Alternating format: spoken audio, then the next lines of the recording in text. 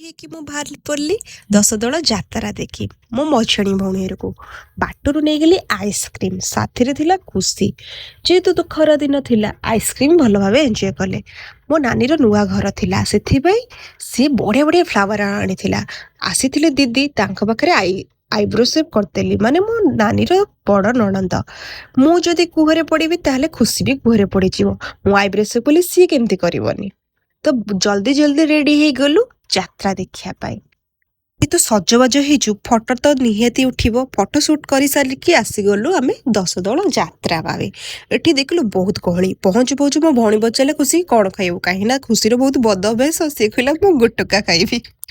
ଆସିଗଲୁ ଦଶଦୋଳ ଦର୍ଶନ କରିବା ପାଇଁ, କାହିଁକି ନା ମୁଁ ଛୁଆ ବେଳରୁ ଏଠିକି ଆସୁଛି, କାହିଁକି ନା ମୋ ଜେଜେମାର ଗାଁ ଆଉ ମୋ ମଝିଆଣୀ ଭଉଣୀର ଶାଶୁଘର ବି। ଯେହେତୁ ଆମେ ଯାତ୍ରାକୁ ଆସିଛୁ, ଯାତ୍ରାରୁ କିଛି ସାମାନ ନବୁନି କେମିତି ହବ? ଯାତ୍ରାରୁ ସବୁ କିଣି ସାରିଲା ପରେ ଭୋକ ବହୁତ ଜୋରସେ ହେଲା। ପଇସା ବି ଆମ ପାଖରେ ଶେଷ ଯାଇଥିଲା ଖାଇବା ପାଇଁ। ତ ପଇସା ଭଲ ଭାବରେ କଲେକ୍ସନ କରିସାରିଲା ପରେ ଆସିଗଲୁ ଗୁପଚୁପ୍ ପାଖକୁ।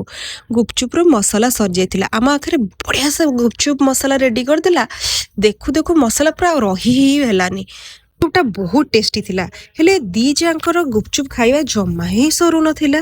ତାପରକୁ ନାଦି ପକେଇଲେ। ଚୁପରେ ଆକ୍ରମଣ କରିଦେଲୁ ଝାଲମୁଢ଼ି ଉପରେ। ଝାଲମୁଢ଼ିଟା ବହୁତ ରାଗ ଥିଲା, ସେଥିପାଇଁ କୁଲ୍ଫି ଆଇସ୍କ୍ରିମ୍ ଖାଇଦେଲୁ। ତାକୁ ହଜମ କରିବା ପାଇଁ ଟିକେ ଜଲଜିରା ବି ପିଇଦେଲୁ।